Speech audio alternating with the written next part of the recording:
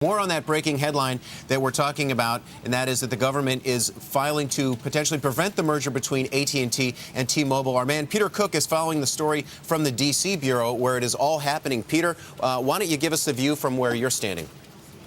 Well, this is a very big deal here in Washington. We've been waiting for a long time now for the Justice Department and the Federal Communications Commission to weigh in on this merger. And there had been some early talk that this was a deal likely to get done. That was the view of analysts who were looking at this transaction. And that view has changed over the past few months as members of Congress have questioned the size and scope of this deal, the size of the combination between AT&T and T-Mobile here, AT&T, the wireless unit, and T-Mobile. And now we have this final decision from the Justice Department that it will stand in the way. We're going to hear more at 11 o'clock from a Justice Department news conference. And again, we've been waiting for the FCC to weigh in as well.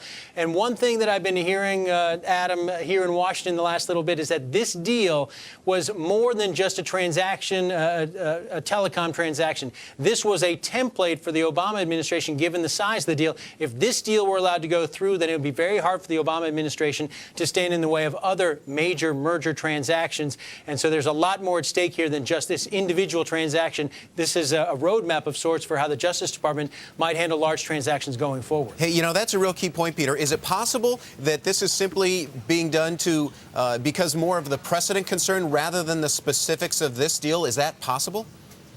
Well, we're certainly going to hear from the Justice Department that the specifics of this deal is what troubled them. We don't know exactly what the justification is for their action. We will learn more of those details shortly.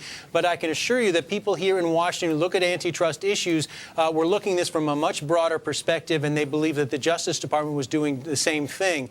We'll get specifics from the Justice Department. Again, there's a bigger picture at stake here.